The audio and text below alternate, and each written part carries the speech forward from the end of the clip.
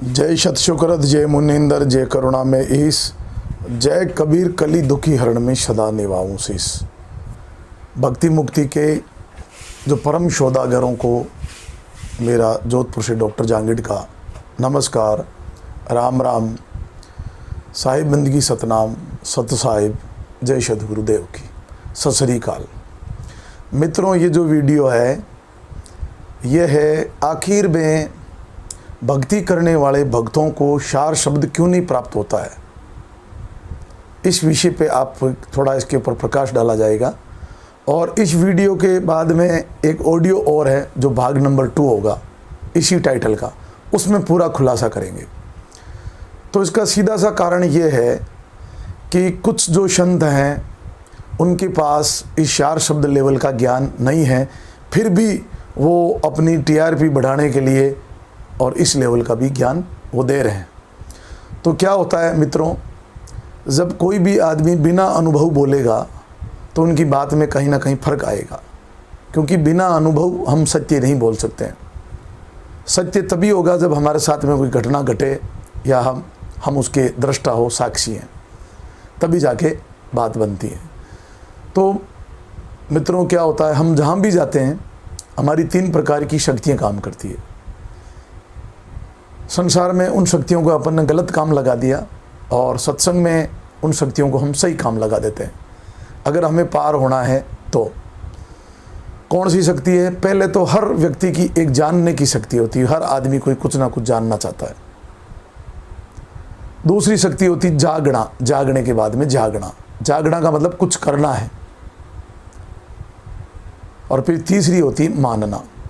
अब पूरे संसार में सभी गुरुओं ने अपनी बात मनवाई है, सदियों से यही काम चलता आ रहा है कि जो मैं कह रहा हूँ उस बात को आप मान लो। जानने की और जगाने का काम बहुत कम महापुरुषों ने किया है। तो जानना किसको है?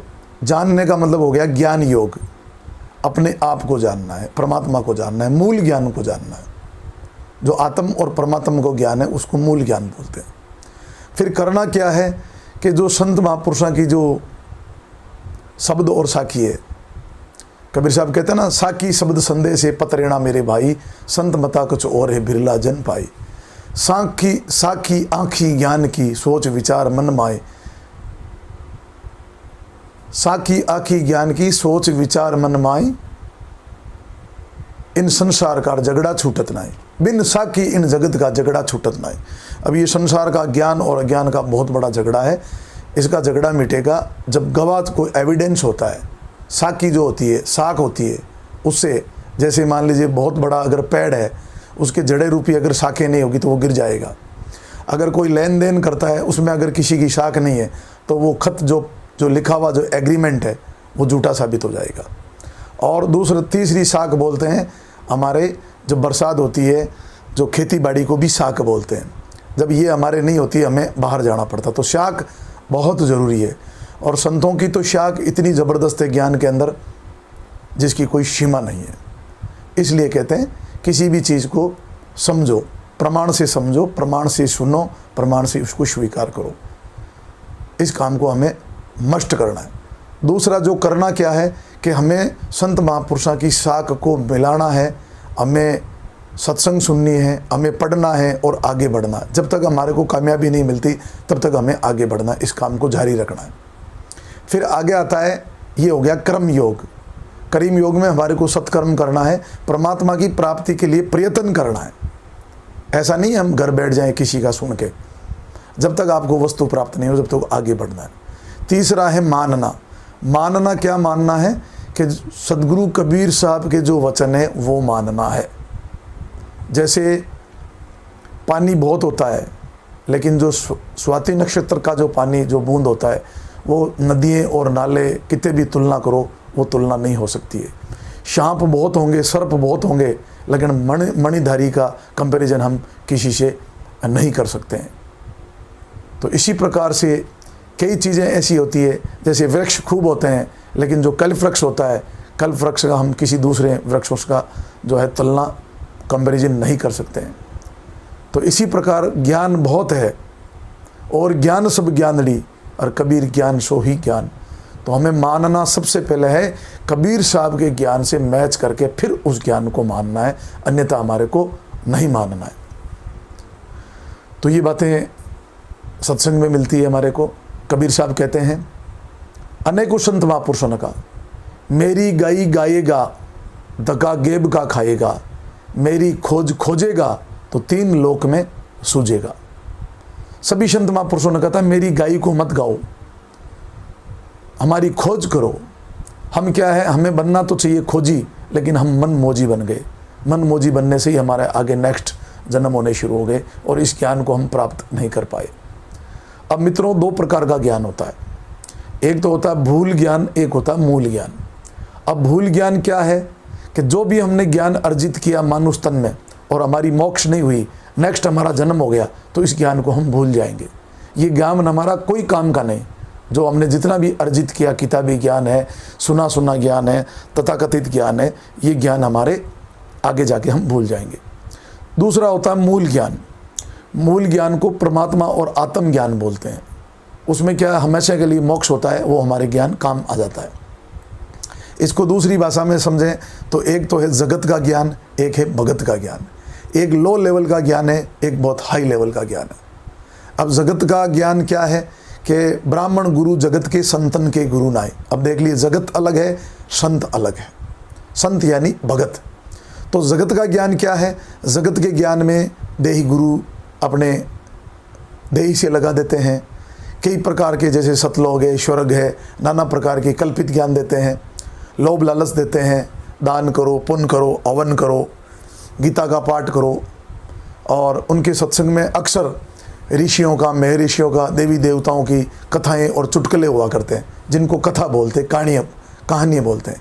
और उनको वास्तविकता से उस ज्ञान को कोई लेना देना नहीं होता है। ये ज़रूरी है, ये प्राइमरी स्टेज पे ये ज्ञान भी बहुत ज़रूरी है। फिर विवेक बढ़ने के बाद में जो दूसरा ज्ञान होता है वो मूल ज्ञान होता है। उस मूल ज्ञान में जब जो वो स्टूडेंट लो लेवल ज्ञान से अपना विवेक विचार को बढ़ा के फिर अपने विवेक के हिसाब से स्वयं उस मार्ग को चिंता है, और फिर अनुभव का मार्ग है। जैसे हम किसी चीज़ को जब तक आंखों से देख नहीं लें, कानों से सुन नहीं लें, तब तक ये सच्चाई नहीं होती है। केवल कानों से सुनी हुई बात झूठी होती है, साथ में आंखों से देखना ज़रूरी है। जो मूल ज्ञान है वो आंखों से देखने का ज्ञान है, सुनने का ज्ञान है, महसूस करने का ज्ञान है।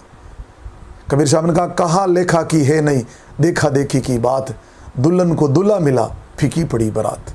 इस टाइप की बात कबीर साहब ने हमें बताई है।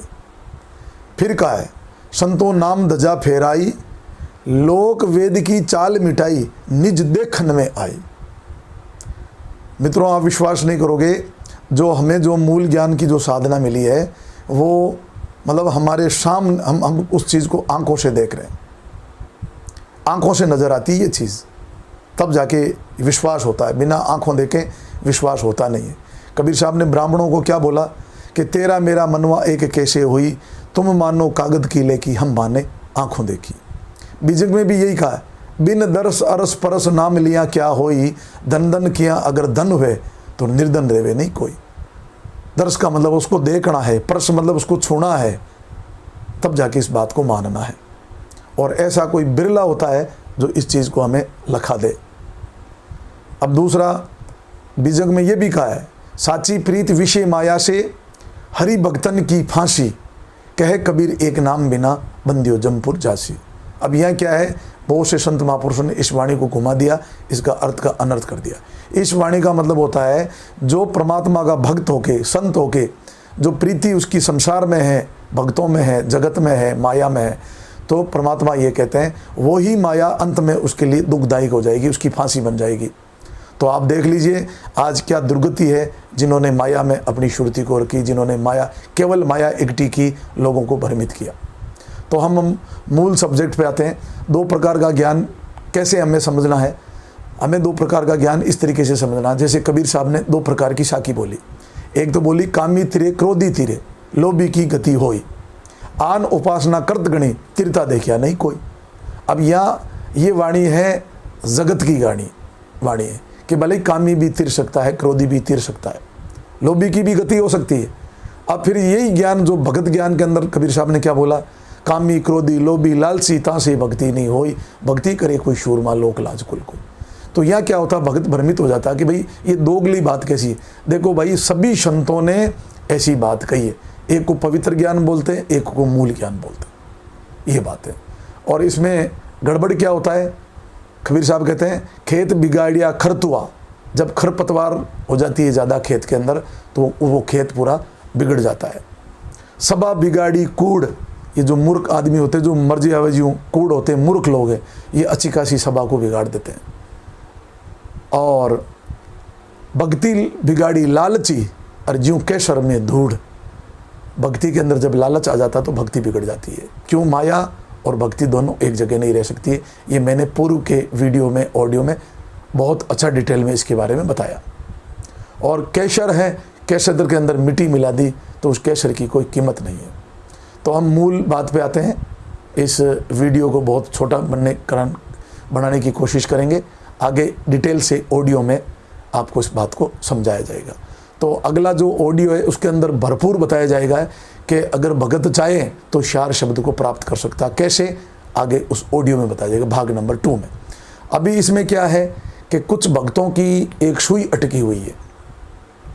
पहले तो मैं ये बता देता हूँ कि जिन्होंने 4 शब्द और मूल ज्ञान का देने की कोशिश की है कि वो वहाँ तक दे नहीं पाए। होता क्या है कि कोई भी संत महापुरुष जो बोलेगा और जो पुस्तकें लिख देगा तो वो बिना अनुभव फिर मैच नहीं खाएगी, क्योंकि वो कहीं कुछ बोलेगा और कुछ लिखेगा। और जब परमात्मा बंदी छोड़ जब दया करेंगे तो ये बात बैठेगी। अब बंदी छोड़ का मतलब होता है कि हमें बंधनों से मुक्त कराना, और हम बंधनों में फंस गए। अब जैसे एक जानवर को खूंटे पे क्यों बांधा जाता है, क्योंकि वो बंधन में है, वो विवेकहीन है। लेकिन इंसान होके हम अगर किसी खूंटे पे बंधे तो ये हमारा अभाग है। बंदी छोड़ने हमें आज़ाद किया है, स्वतंत्र किया। बोले भाई एकदम निष्पक्ष होके, स्वतंत्र होके इस ज्ञान को आप खोजो, इसकी खोज करो, भेद ले वो इस ज्ञान का। तो अब मैं आता हूँ कि देखिए कि 4 शब्द के ज्ञान के बारे में कुछ महापुरुषों ने टिप्पणी की है, लेकिन उनकी कथनी और करनी मैच नहीं खा रही है। तो संत महापुरुषों ने कहा है कि कथनी करनी में फ़र्क है वहाँ, कोरा पाखंड है, धर्म नहीं है वहाँ। मैं विशेष तौर से जो रामपाल जी महाराज के जो भक्त हैं उनकी कहाँ सुई अटकी हुई है उस पर प्रकाश डालूंगा, क्योंकि ये भगत भक्ति करने के लायक हैं। मतलब इनका खेत संवारा हुआ है, इनमें कोई विकार नहीं है, बस थोड़ी सी इनकी जो सुई अटकी हुई है, जो इनको भ्रमित कर दिया है, बस वो अगर सुई हट जाए वहाँ से तो ये बहुत अच्छी लोग भक्ति कर सकते हैं, इसी जन्म में ये पार हो सकते हैं। अन्यथा ये 84 लाख जोनियों में जाएंगे, क्योंकि अभी तक का जो ज्ञान रामपाल जी महाराज का है वो मोक्ष लायक है, मोक्ष दायिक नहीं है। लायक का मतलब है उसके लायक बनाना, दायिक का मतलब होता है उसको दिला देना, बहुत फ़र्क है।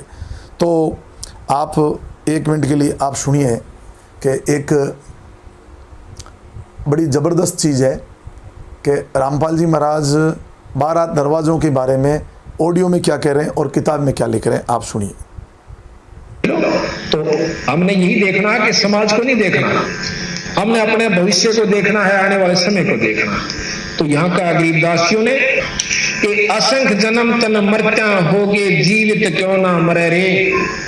भाई 12 मध्य 12 महल मठ बोरे बहुर ना दे रहे। यहाँ 12 का मतलब है 12 प्राण है, पान अपान समान विज्ञान विज्ञान, इस प्रकार की। अभी आप लोगों ने सुना ये जो शब्द है, मन रे सुख के चल तो सुख के सागर, जहाँ शब्द रित सिंधु रत्नागर, यानी कि गरीबदास जी महाराज कहते हैं कि वो सतलोक है, चाहे कुछ भी, वो एक शब्द रूपी समुद्र है, वहाँ जाके हमें उसमें मिलना है। क्लियर कह रहे हैं। देखो बात बनेगी सहज समाधि से। सहज समाधि हमें बहुत ज़रूरी सीखनी है। तो अभी यहाँ रामपाल जी महाराज जी कह रहे हैं कि ये जो 12 जो है, इसका शब्द का जो अर्थ किया है, वही आपने एक बुक है कबीर सागर का सरलार्थ, इसमें देखिए इन्होंने क्या किया है। पृष्ठ संख्या 383 आप देख सकते हो, और इस शब्द का इन्होंने जो अर्थ किया है ये देखिए आप।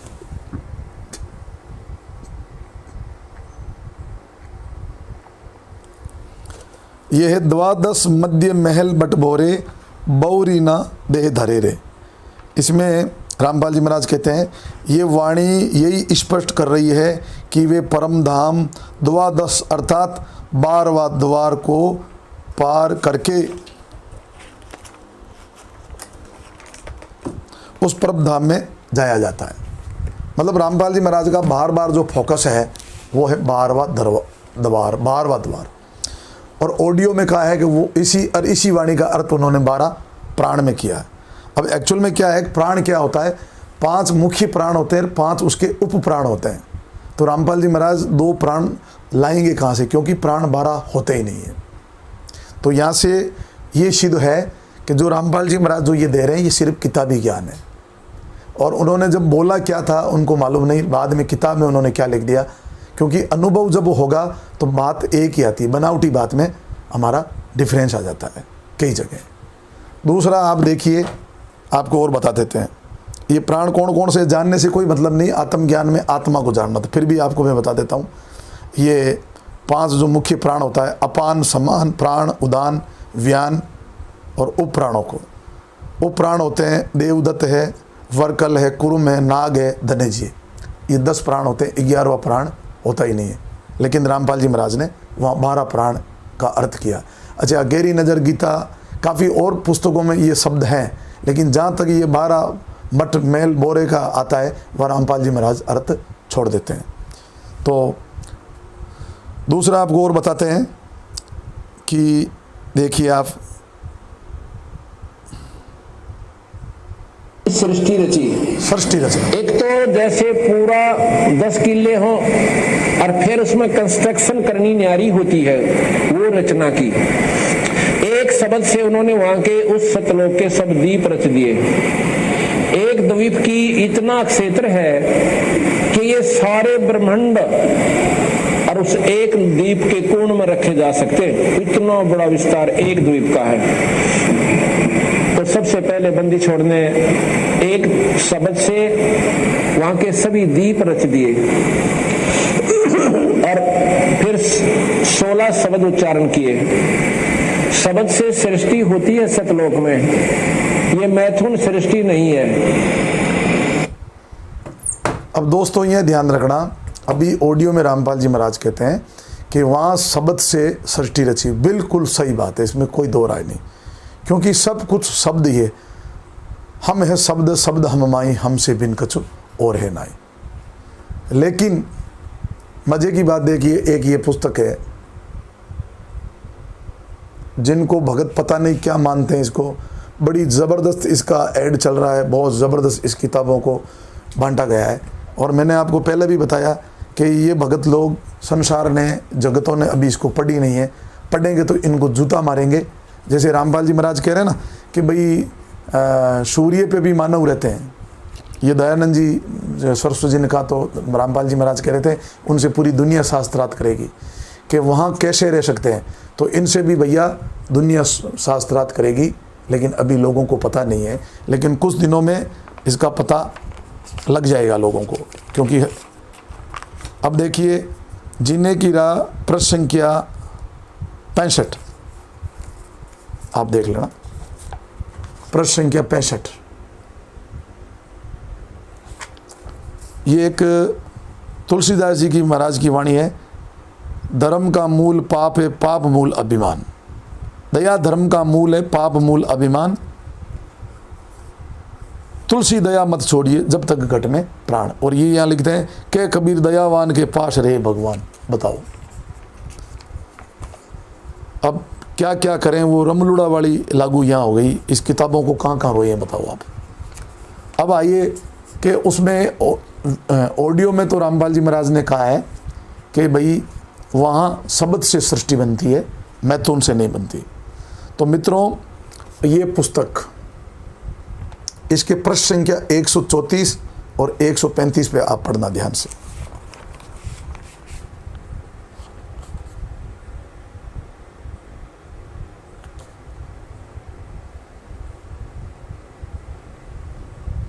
अब आपको मैं पढ़ के सुनाता हूँ। प्रश्न संख्या 134 पे ये लिखा है, सतलोक में दो तरह की संतानों की उत्पत्ति होती है, शब्द से तथा मैथुन से। देखिए आप, फिर इनका एक एवरेज बताया, परसेंटेज है, प्रतिशत है कि शब्द से कितनी संतान उत्पत्ति होती है और मैथुन से कितनी होती है। ये रेशियो है 90 और 90 का। लिखा है ये औसत 10 और 90 होती है। ये 10% तो वचन से उत्पत्ति होती है और 90% विहावृत्ति से उत्पत्ति होती है।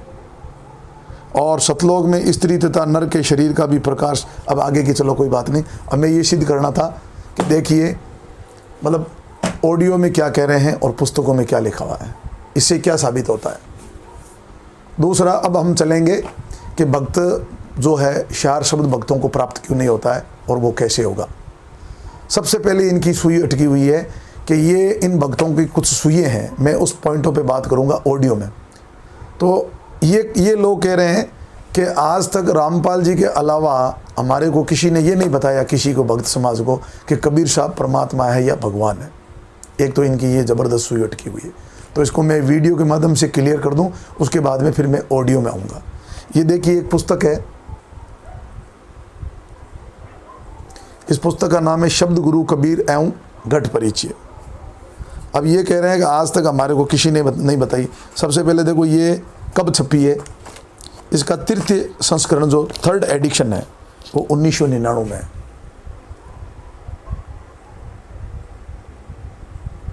थर्ड एडिशन इसका, और मैंने इसको पता किया है तो मुझे मालूम चला है, परफेक्ट तो नहीं है लेकिन मालूम चला है कि भाई इसका फर्स्ट एडिशन था 1988 में, दूसरा करीब 92-93 के समथिंग था।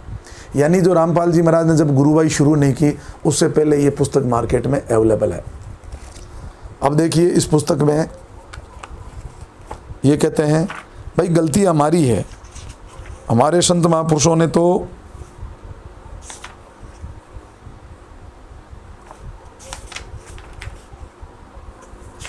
अब ये देखिए आपको बताता हूं मैं,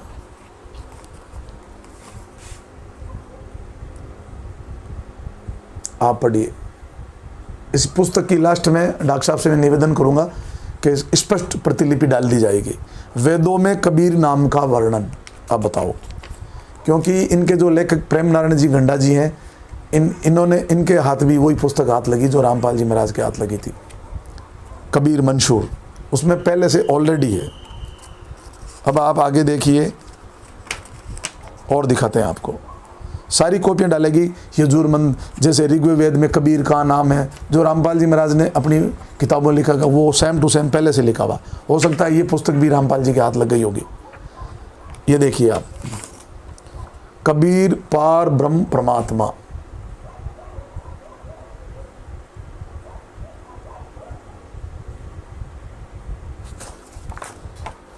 आगे देखिए कबीर परमेश्वर,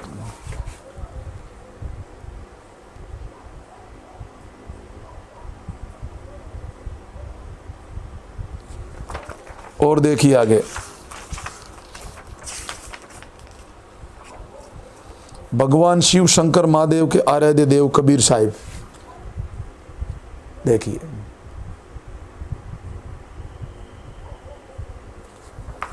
उसके बाद में आगे देखिए आप, जिंदा बाबा कबीर,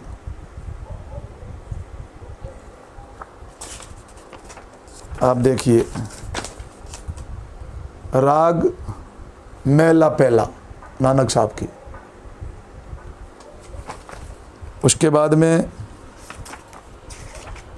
बहुत ज़बरदस्त ले चलेंगे। अगर इस पुस्तक को आप अगर पूरा पढ़ लो तो रामपाल जी के ज्ञान कुछ भी नहीं है। क्यों नहीं है कि इसमें शार शब्द के बारे में इशारा है पूरा। अब देखिए इन्होंने गरीबदास जी की भी वाणी ली है, मैं थोड़ा पढ़ लेता हूँ, उसके बाद में इस वीडियो को एंड करते हैं। ये देखिए, ये देखिए आप,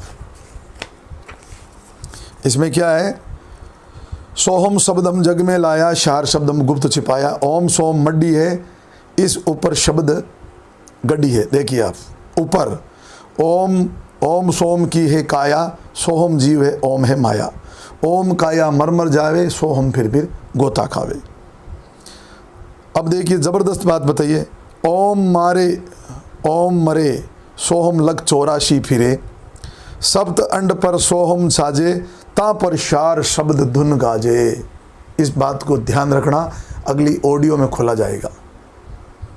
सोहम पर अदली का डेरा, सतपुरुष है साहिब मेरा। असंग पदम एक फुन पर साजे, जहाँ अदली सत्य कबीर विराजे।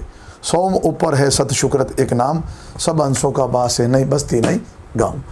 That's all. गरीबदास जी महाराज कहते हैं कि वो शब्द ही सब हंसों का वास है, ना कोई बस्ती है ना कोई गांव, कोई किसी प्रकार के लोक नहीं है। लोक अलोक शब्द है भाई, जिन जाना तिन सन से नसाई।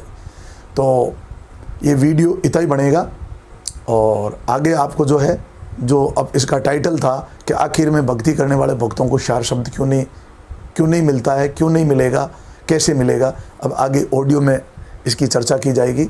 तो कृपया प्रेम से उस ऑडियो को भी सुनें। और मेरा आप लोगों से निवेदन है, मेरा नंबर है 9461615359, doctor RD Jahangir from Jodhpur. आपको लग गए मैं आपको गलत बता रहा हूँ, भ्रमित कर रहा हूँ, तो मुझे सूचना ज़रूर दें, क्योंकि रामपाल जी महाराज ने भी यही कहा था, मैं कहाँ गलत कह रहा हूँ मुझे कोई बताओ। अगर मैं आपको गलत कह रहा हूँ, भ्रमित कर रहा हूँ, तो मुझे आप सही रास्ता दिखाएं, अन्यथा कोई प्रेस्टेज इशू ना बनाए। एक मानवता का सच्चा कर्तव्य समझ के मानव तन मिलाए। इस प्राइम समय को, आज इस समय को आप लोग बर्बाद कर रहे हो। मैं आपको सच बता रहा हूँ कि गरीबदास जी महाराज ने कहा, राम दुआई रे भजन कर तो राम दुआई रे। बहुत बुरी हालत हो जाएगी, इतनी बुरी हालत हो जाएगी, ये गफलतें बहुत महंगी पड़ जाएगी। तो भाई थोड़ा सुनो, समझो किसी बात को, विवेकी बनो, एक खुंटे पे मत बंधो। परमात्मा ने आपको स्वतंत्र बनाया, तो आज आप हंस के इस समय को बर्बाद कर रहे हो। आने वाले समय में यही निरंजन, जो समय किसको बोलते हैं, जो परिवर्तन, काल को समय बोला गया है।